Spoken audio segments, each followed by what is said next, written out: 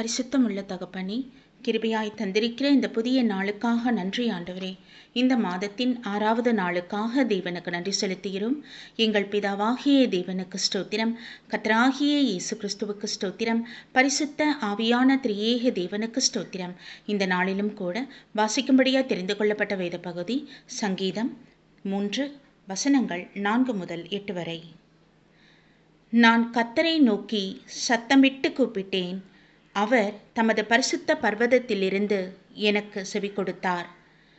நான் படுத்து நித்திரை செய்தேன், விழித்து கொண்டேன். கர்த்தர் என்னை தாங்குகிறார். எனக்கு விரோதமாக சுற்றிலும் படையெடுத்து வருகிற 10,000 பேருக்கும் நான் பயப்படேன். கர்த்தாவே, எழுந்தருளும். என் தேவனே, என்னை ரட்சியும். நீர் என் பகைஞர் எல்லோரையும் தாடையிலே அடித்து துன்மார்க்கருடைய பற்களை தகர்த்து போட்டீர். ரட்சிப்பு கர்த்தருடையது.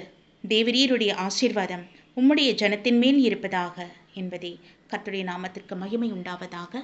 சர்வ வல்லமையுள்ள தகப்பனே, கிருபையான நம்முடைய வார்த்தைக்காக நன்றி செலுத்துகிறோம் என் ராஜா. அமீன். என் தகப்பனே, நீரே எங்கள் ஒவ்வொரு நாளும் தாங்குகிறீர், எங்களை பாதுகாக்கிறீர் என் ஆண்டவரே. எங்கள் நித்திரையிலும் நீர் கூட இருக்கிறீர் என் ராஜா. நாங்கள் முருகினாலும் எங்கள் தேவன் ஒருபோதும் தூங்குவதில்லை.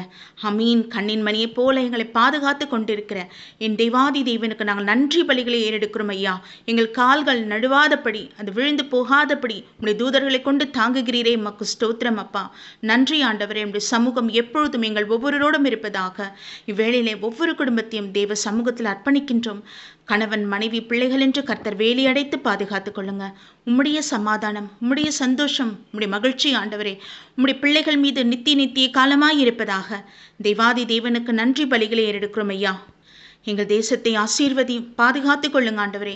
இந்த மழையிலிருந்தும் வெள்ளத்திலிருந்தும் ஒவ்வொரு பிள்ளைகளையும் தகப்பனே நீ ரட்சித்தரல வேண்டுமா ஜெபிக்கிறோம் ஐயா. எல்லா தீமைக்கும் நீங்களாய் ரட்சித்துக் கொள்ளுங்கப்பா. உடைய கிருபையுள்ள கருத்துக்கள் ஒப்பு கொடுக்கிறோம்.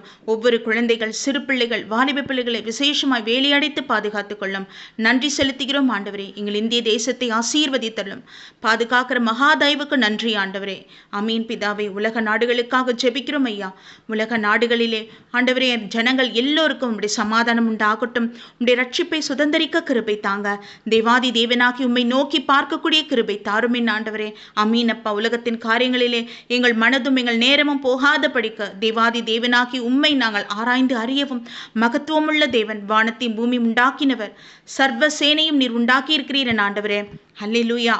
அமீன். கர்த்தர் இறங்குவீராக. தேவாதி தேவன் நீர் பெரிய காரியங்களை செய்கிறவர்.